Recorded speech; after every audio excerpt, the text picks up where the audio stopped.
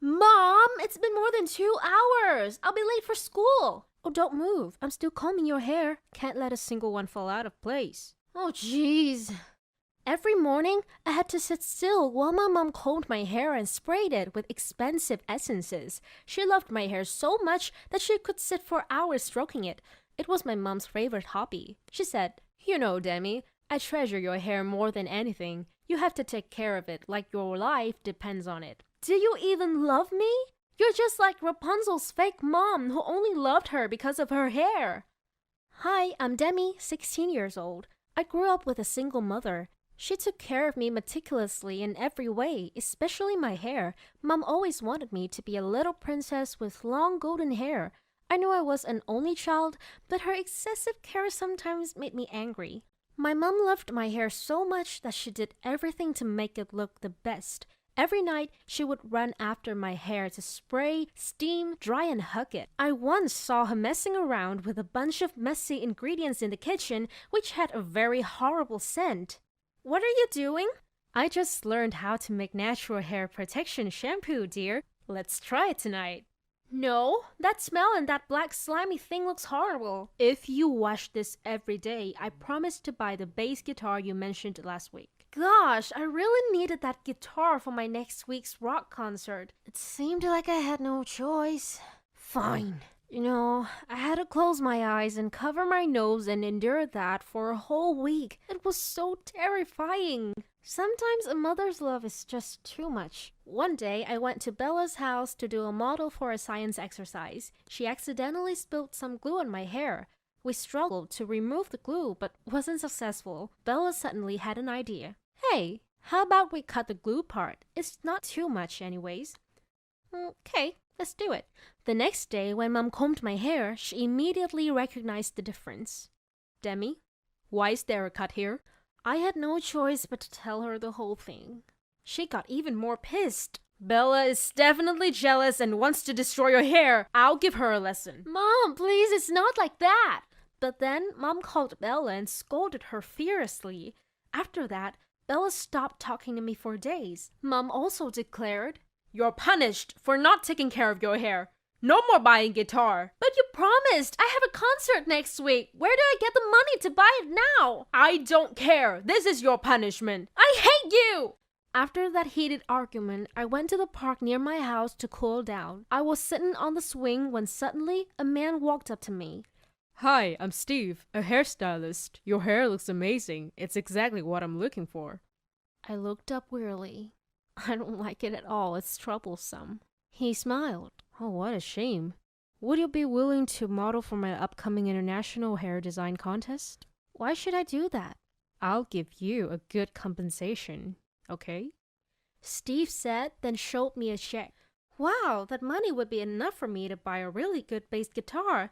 I knew Mom would be mad if I cut my hair off on my own, but I desperately needed that guitar, so I accepted Steve's offer. On the day of the hair design contest, I snuck out and went to where it was held. Steve greeted me at the gate and put his hand on my shoulder. Are you ready? You're gonna have a brand new look. Yes, let's do it. In front of hundreds of spectators, Steve cut my hair up to my shoulders, trimmed it in trendy layers, and dyed it in navy blue. Wow, I looked cool. As a result, Steve won first prize and gave me the payment as promised along with a box. This is your hair. You can keep it as a souvenir. I took it and left. For the first time in my life, I went against my mom. Honestly, it felt so good because I finally broke the leash she put on me. Not to mention, that hair was perfect for a female rocker, and it would be more convenient when I performed on stage. Sweet! When I got home, my mom was already waiting in the living room. Seeing me, she immediately stood up. Her whole body trembled, her eyes widened with terror as she rushed to hug my hair and cried, "Demi, what do you do with your hair? Oh my God!" Then she burst into tears like she was going crazy. Mom grabbed my arm and pulled me into the room and locked the door. "From now on, you're completely under my supervision. I'll take you to school. When you get home, you have to stay completely in your room. Are you clear?" Also from that day on, in addition to having to sit for hours while Mom took care of the hair that had been cut, my diet was supplemented with a lot of functional foods to stimulate hair growth. It was too much. I decided to do something rebellious to fight her absurdity. If it was all for the hair, I would destroy it completely. I grabbed the shaver on the table and shaved my hair. When it was done, I took a deep breath, preparing myself for a fierce declaration of war with my difficult mother. That night, when Mom came home, she immediately froze when she saw me with a bald head. But instead of scolding and crying, she just froze there for a long time and then quietly walked away. Suddenly, I felt anxious. I ran after her without knowing what to say. "Are you mad at me?" She didn't say anything, just went into her room and showed me a shocking sight. She raised her hand to her head and lifted her hair, revealing a bald head. This time, I was the one freezing. What is this?" she explained. "I've been wearing a wig this whole time. 3 years ago, I was diagnosed with a thyroid disease. It caused my hair to fall out gradually until there was nothing left." I grumbled. "But why did you hide it from me?" "I was afraid that if I couldn't overcome this disease, you would have to leave alone. It's devastating whenever I think about that. I know it's annoying that I care about your hair too much, but it's the only way for me to comfort myself." "I'm sorry, I didn't know that." I touched my bald head and said, "From now on, I will fight this disease together with you. You won't be alone anymore." The next day, I opened the box Steve gave me and took the hair out. Then I ordered a beautiful wig made of it to give Mom for her birthday. "This hair is from the one that you used to love and cherish. Please take care of it. I love you so much." Now, my mom no longer has to wear a wig. At home, Mom and I kept our bald heads and joked with each other about it. Every special occasion, she would wear the hair that I gave her in the most gorgeous way.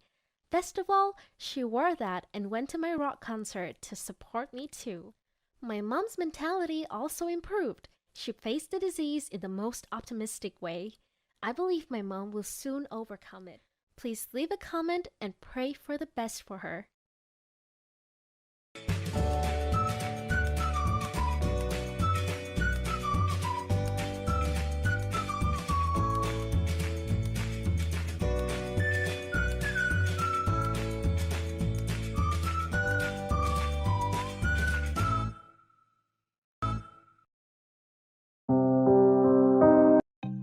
What is there to think about? Pick George. Money, popularity, cool car. You're gonna be a queen.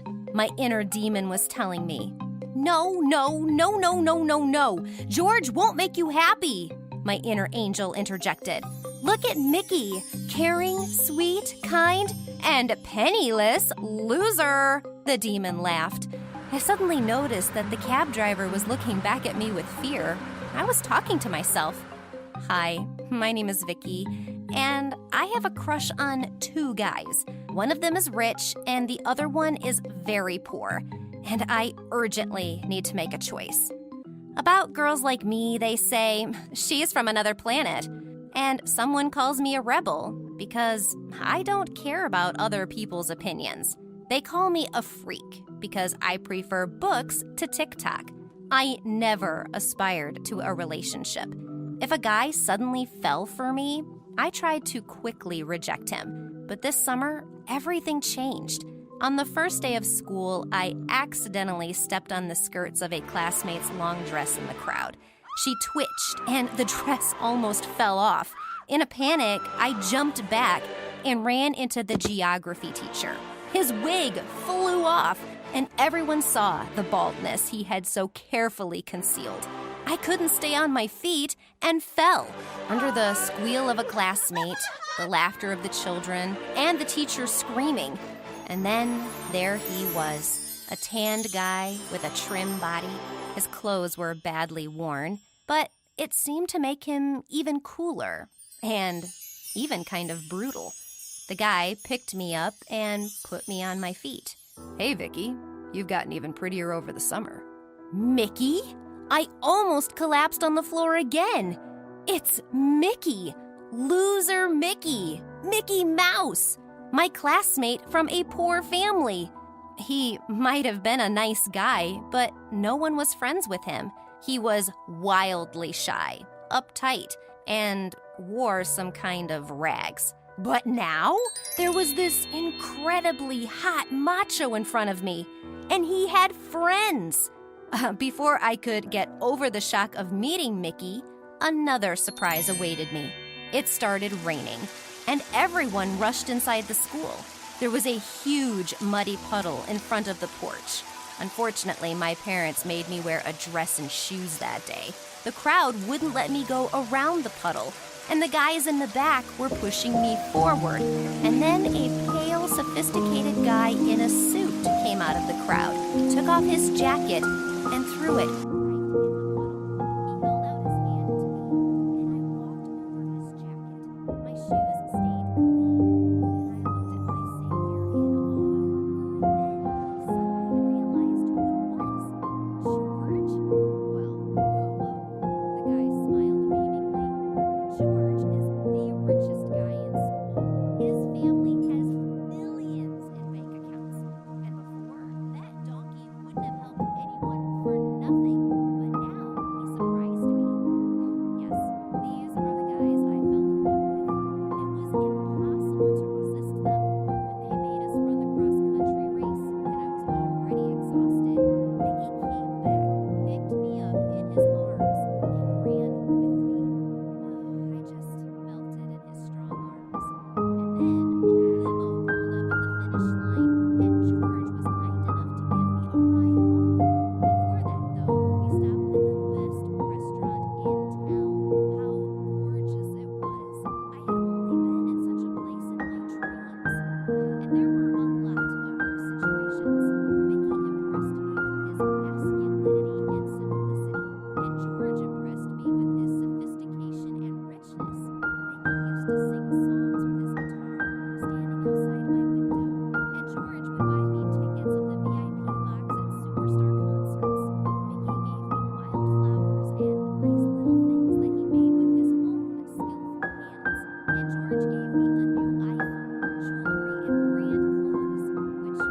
countryside house for the weekend. Oh, it was incredibly beautiful. And now I understood how stunted Mickey had become so strong. He worked very hard on the farm. He was on his feet all day. He was always under the sun. We used to walk under the night sky. Mickey used to beat local bullies off for me. And in a fight with them, of course, he would come out the winner. And then he would run from a flock of geese because Mickey was scared to death of them. It was only a week after our village adventure, and I was on the road again. This time, it was a small town in Spain. George and I went there on.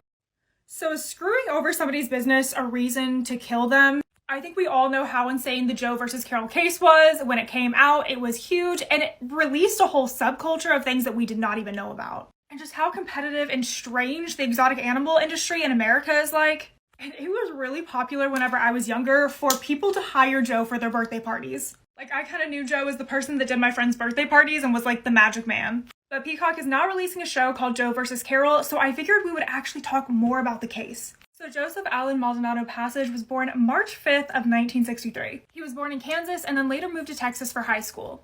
And I've really wondered what happened in his early life for him to become the man he is today, now in his 50s. The best way I think that I can describe Joe's personality is he's almost like a vlogger, a YouTube vlogger before that was even a thing. So he was born in Kansas and then moved to Texas to complete high school.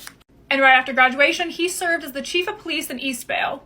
And he ended up leaving law enforcement after he was in a pretty big accident. While he has made previous claims that going off of a bridge was self-inflicted, it's also been stated that it was during a drug investigation, so I don't know. But either way, he was left in a coma for 9 days and had several broken bones. But because of how severe the injuries were, he just was not the same after this. He moved to West Palm Beach and opened up a pet store. And a friend of his who owned a drive-through safari ended up bringing baby lions to him. And seeing his friend work with these animals was kind of his inspiration. So he moved to Arlington and opened up another pet shop with his brother, who also shared his love of exotic animals. But he ended up becoming a target for Arlington officials. He would fly an American flag with rainbow stripes above his building because he was openly gay. And horribly, he was subject to a lot of discrimination during this time. And in 1997, his brother Gerald Wayne passed away in an auto accident. And this absolutely destroyed Joe. So he ended up selling his pet shop and then acquiring 16 acres of land in Oklahoma with his parents. And he opened up the Gerald Wayne Exotic Memorial Park dedicated to his brother. But this is just where the story begins. Okay guys, so things are about to get a little crazy. So in the 2000s, Joe ended up acquiring his first 2 tigers, which had been abandoned. And he stated that the first animal rescue in his career was actually an alligator with an eye infection. And a weird fun fact during this is he actually called up Steve Irwin during this time to help get the proper antibiotic for his alligator. And it seemed like at the very beginning of his career, his goal was to be kind of like Steve Irwin. He really wanted to be able to educate people on exotic animals. Well, one day in Texas, law enforcement found a group of neglected emus. So Joe ended up volunteering to take these emus back to his animal park. But he ended up having a hard time capturing and controlling these birds, so he wound up just killing them. He was obviously accused of animal cruelty by the police, but since they were considered livestock, that can be legally humanely killed in Texas. So Joe was not indicted. Well, Joe became obsessed with breeding tigers. Tiger cubs ended up being the most profitable because you could essentially get people to pay a lot of money to come hold a tiger, interact with a tiger. He was also breeding animals like ligers as well. But it is like $10,000 per tiger each year to feed them. And all these cubs grow up to be adults, so what are you going to do losing all that money? Well, Joe claimed that he could do it for $3,000 a year. And what he meant by this was he was feeding all of his big cats expired meat from Walmart, which he also ate too. The whole thing was kind of gross. And in 2006, they got cited multiple times by the USDA. He was falsifying wildlife records and was also killing animals, which is in violation of the Endangered Species Act. Also during this time, this man is documenting absolutely everything. While Joe's building up popularity and money, he's taking these cubs on tour. He also gets a singing career somewhere in this, which, by the way, is not him singing. He conned artists saying that he was making music for his reality show and they would be singing in it. And later on, he just made his own music videos to it. So all of this madness got the attention of Miss Carol Baskin. And man, is this when things get real messy. Okay, so let's get into Joe and Carol's feud. So whenever she heard all of this going on, she was like, absolutely not.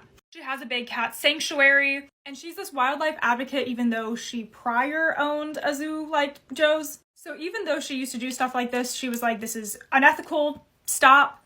And she already had like a pretty big online community. So she was trying to send her fan base, I don't really know what they're called, basically over to shut Joe down. So the audience plus her team at Big Cat Rescue would essentially email bomb any place Joe was hired at. They would cancel his shows, and this really affected his revenue. He set up his YouTube channel to basically talk bad about her, and she would kind of do the same thing online. And because she had done something similar to him, he essentially saw her as a hypocrite. But Joe took it too far on many occasions. One time videoing and uploading a video of him killing her in blow-up doll form, and he ended up actually going over via helicopter to survey her sanctuary. Apparently she had around 200 tigers, but for some reason all they could find were 12. So he posed the question, where are the other tigers at if she doesn't believe in cages? He also ended up obtaining her diary, which was stolen off of her computer by a former employee. Carol's husband, Don Lewis, ended up disappearing in 1997. He was legally declared dead in 2002, and Joe started to perpetuate that she may have killed her husband and fed him to the tigers. And there's just a lot of conspiracies surrounding his death. That's a whole separate case. And he was offering $10,000 for information to lead to Carol's arrest. And he went ahead and rebranded his travel show and named it after her sanctuary and gave it a Florida number, so a bunch of people were thinking that she was taking her tigers on traveling shows. So she sued him for trademark infringement and ended up getting $1 million. Well, not really. Joe filed for bankruptcy and she was unable to collect most of it. And then Joe turns around and runs for president in 2016. His little campaign video ended up going viral on YouTube. And when he failed, he ended up running for governor in 2018. Allegedly, his bankruptcy was kind of the motive behind this, so that he could build back up his money and turn people against Carol. And since this doesn't work, this is when he decides that he is going to hire someone to kill her. So Joe really needs help, really needs money for the zoo, and that's whenever he reaches out to Jeff Lowe. Jeff is from Vegas and also involved in this big cat industry. But in reality, he is honestly just a con artist. All the tapes for Joe's reality show that's been filmed is actually located in his alligator enclosure. and this whole enclosure horrifically burned down. Joe ended up blaming animal rights activists and alluded to the fact that Carol was responsible behind it, but the man filming him had said that he had caught some pretty awful things on tape, including Joe just killing animals for the fun of it. So it's theorized that Joe maybe just burnt down this building himself. So Joe ends up giving Jeff his zoo, thinking that he's going to get it back one day, because he claims that he has all this money and he's going to fix it and blah blah blah. And Jeff ends up suggesting to Joe that one of his men, who's a hitman, could kill Carol. They end up going as far as mapping out her bike trail, and they involve this man named Alan Glover who had no intention of killing Carol, and pays him literally just $3,000. Joe ends up getting arrested for this and has his zoo raided. They unearth 5 tiger skeletons on his property, and so he was charged with a murder-for-hire plot as well as killing 5 tigers in 2017. He was found guilty on 19 charges and was sentenced to 22 years in prison. So Jeff Lowe obviously screwed him over and now has ownership of his zoo, and strikes immunity because they flip on Joe. If you would like to go more into depth and know a little bit more about this,